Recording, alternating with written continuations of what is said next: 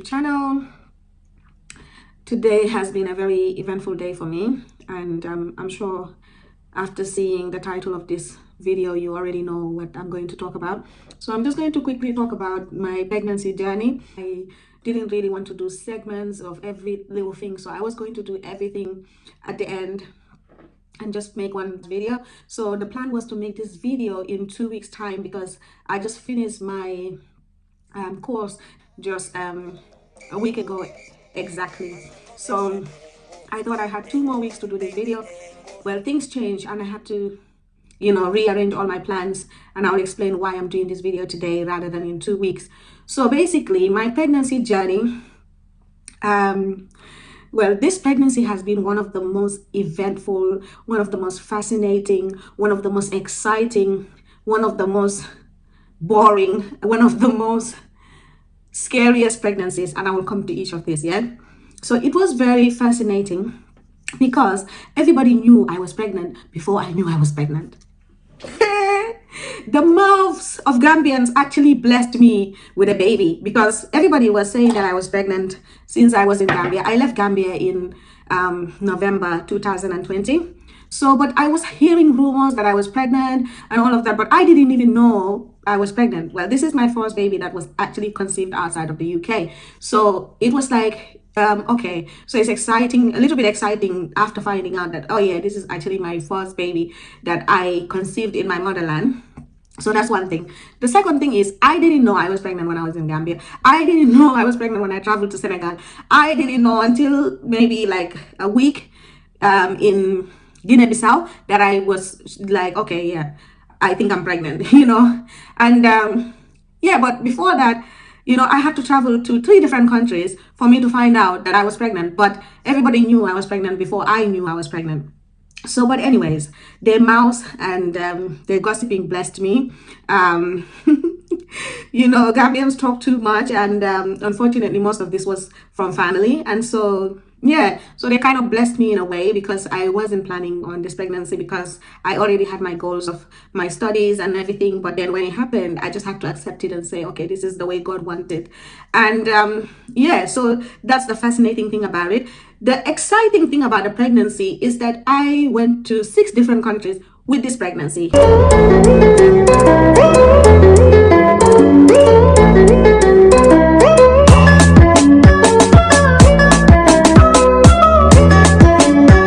So Gambia, Senegal, Guinea-Bissau, where I actually found out, Guinea-Conakry, Sierra Leone, and Liberia. So I was in all of these countries. As soon as I found out I was pregnant in Guinea-Bissau, I was starting to feel like nauseous, and the heat was just too much. I was out almost every day, Well, I was out every day. I didn't stay in our hotel. I don't remember ever staying in our hotel the whole day. So the whole time I was in Guinea-Bissau, I was there for like 2 weeks, and we were going out every single day to a friend called DJ Boka. He had a studio, and I spent the first month of my pregnancy watching all these Fulani musicians coming to record their songs at DJ Boka's studio. And it was really exciting to just watch my culture, like the Fulani culture, coming into the studio and actually recording their music in Guinea-Bissau. So that was a bit exciting. And I absolutely loved the people of Guinea-Bissau. They were so kind, like super, super kind. Like, I didn't expect that. That was like a shock for me, because I had a lot of things about Guinea-Bissau. But when I got there, like, my view changed, which is why they say traveling is really good. When I went to Guinea-Conakry, it was a different thing, because Guinea-Conakry currently is going through a dictatorship. And so when we went there, my husband, who is light-skinned, was automatically thought to be like a Fulani.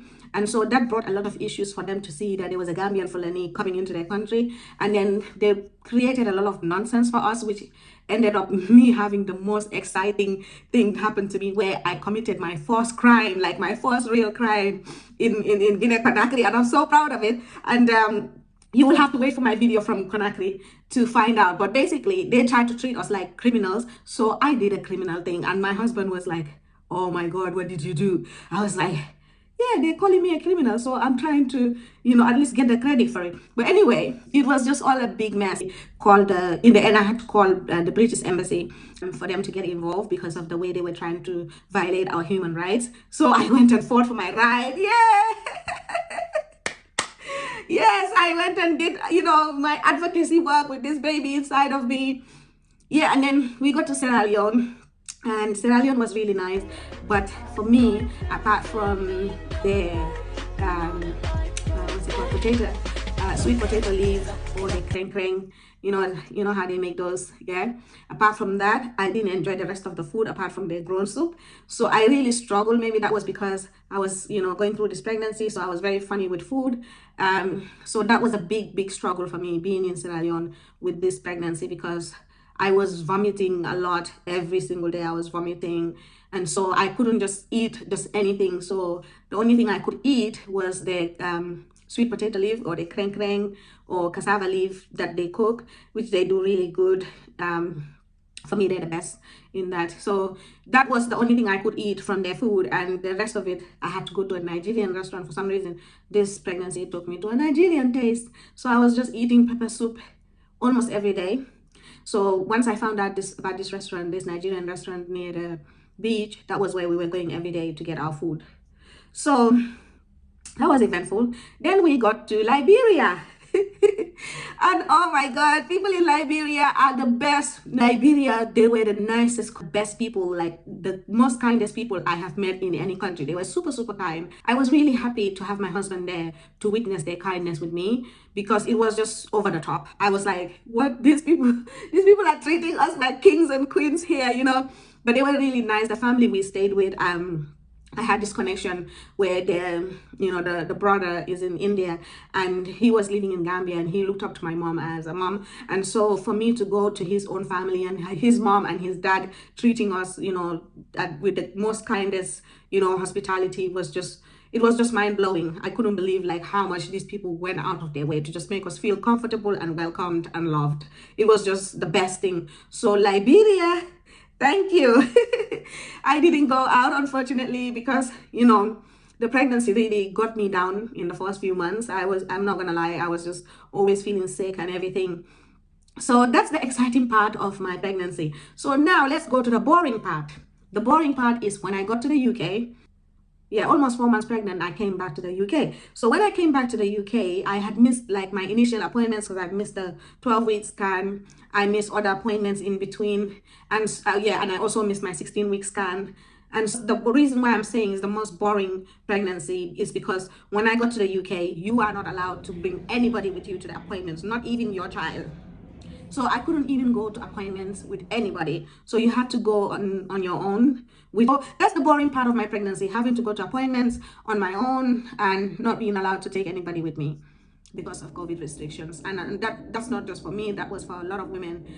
That's kind of sad, because I think, especially when you're going for a scan, I think it's good to have someone there, because I've heard stories where women say things like, oh, I had my scan and I was told that the baby's heart was not beating, and I was told that alone. So there's a lot of stories like that, a lot of stories where people are being told that their babies didn't make it, but they were told when they were by themselves. So that was a bit like scary.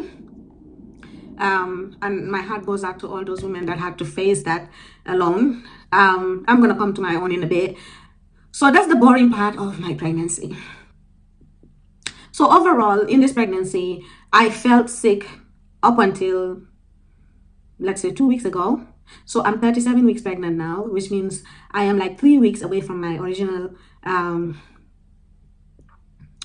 due date. So, and can you imagine, I only stopped vomiting like 2 weeks ago. So it was very hard, because I got sick throughout the pregnancy, just vomiting and just feeling sick all the time. But the most amazing thing about that is that I managed to finish my first year of studies I just finished last week. I handed in my last assessment, still waiting on the results. So guys, wish me luck. But I did it. You know, I was studying whilst I was on all these journeys because our classes were held online. So I was able to travel between Gambia, Senegal, Bissau, Conakry, Sierra Leone, and Liberia whilst being online all the time, you know, from 9 a.m. to 5 p.m., you know, just going through my classes, trying to hand in my work whilst I was, you know, so far away trying to do my work. So I'm really proud of myself that I managed for, despite all the difficulties, despite all the journeys, I didn't allow that to get in the way of my studies. And I am saying Alhamdulillah today because I finished. And then I said, oh, like I finished last week. I was like 36 weeks pregnant. So I said, oh, I got 2 more weeks because I had to be booked for cesarean section at 39 weeks. So I had like 2 more weeks. Like I was 36 plus 5 days when I did my last assessment for university, when I handed in my last work. So I thought, okay, I got 2 more weeks to do this video, and it was going to be like not rushed, but I had to rush this video because unfortunately I went for a growth scan yesterday, the 14th of July. So I went for the growth scan and they did the scan and they informed me that the baby has stopped growing because the midwife, fortunately for me, the midwife comes to my house every week to do assessments, do measurement, measure my stomach and stuff. So in the last 2 weeks, she noticed that there hasn't been growth. And so she said, well, I need you to go for a growth scan. So yesterday I managed to finally go to that growth scan. And when they did the scan, they informed me that the baby has stopped growing in the last 2 weeks and nothing has changed. And because nothing has changed, they now have to deliver this baby in 2 days. So they told me that yesterday. Today is the one day. I just had to take one of these medications. I don't even know how to pronounce it. I just had to take one just now. This is to prepare my body for my surgery tomorrow. And so this baby is coming earlier.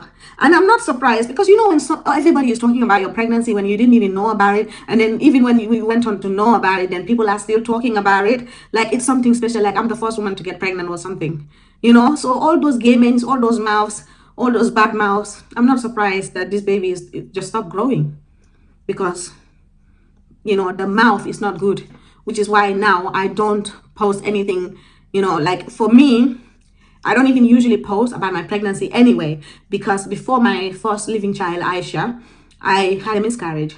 And then before my daughter, Sophia, I had another miscarriage. So before each of my children that are alive, 3 of them are alive, before each of them, I lost a baby.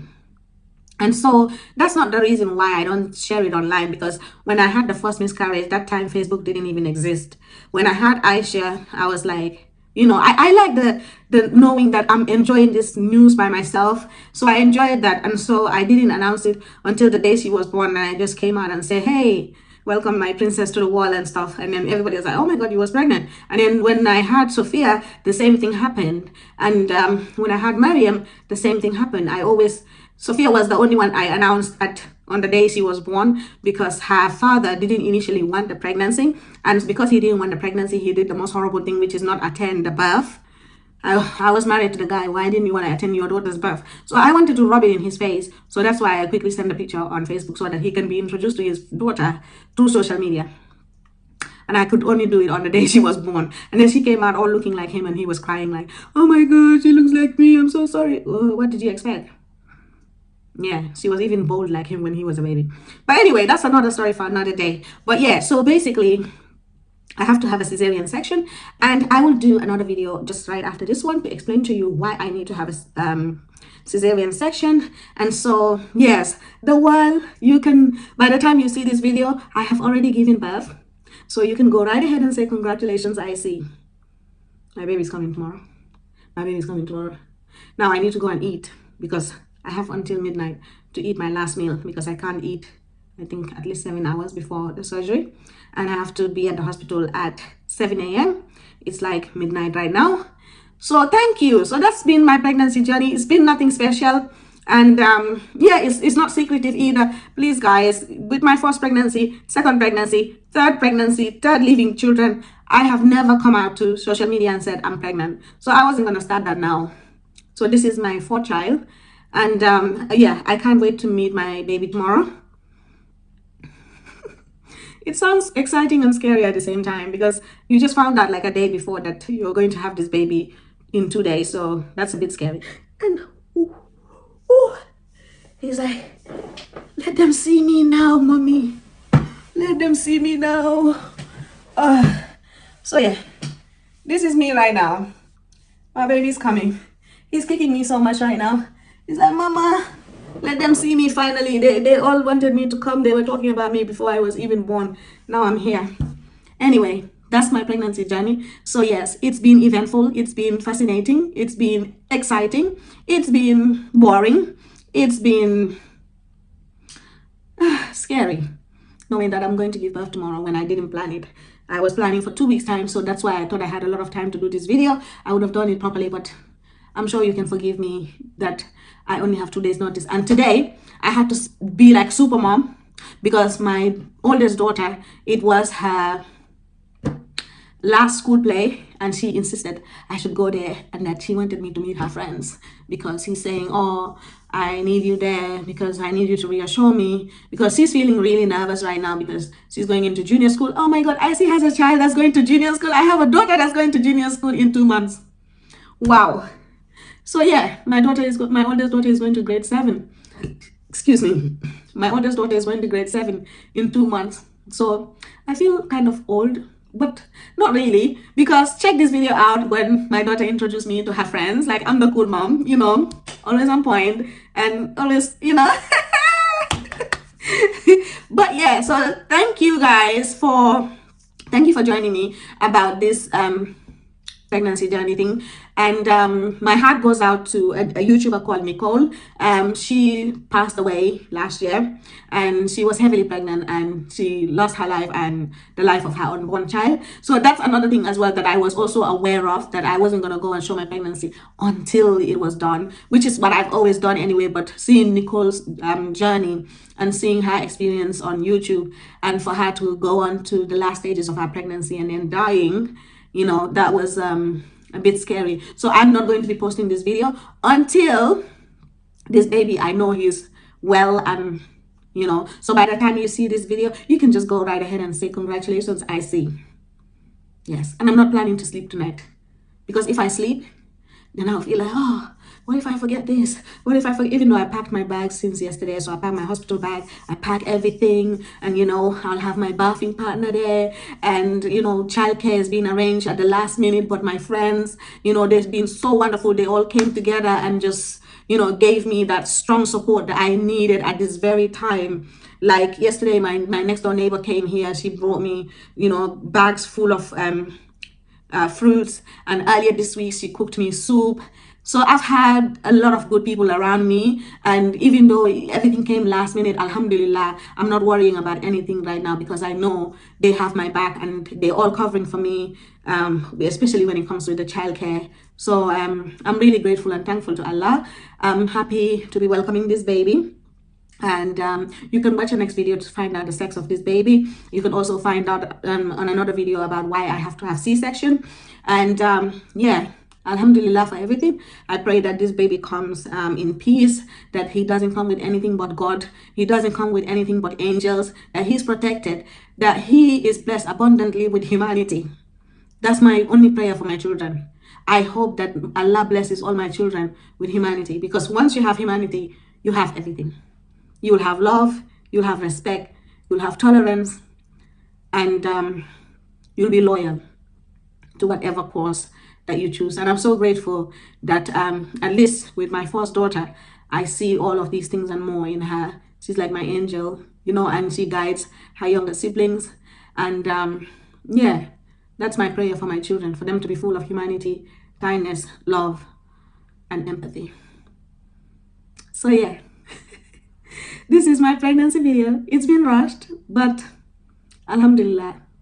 And I'll see you guys in the next video. I'll be eating though, because I need to eat at a certain time. There's a part of time for me to eat. So I'll be eating on my next video whilst I tell you why I have to have a cesarean section. So follow me on the next video. And yeah, stay nice agains.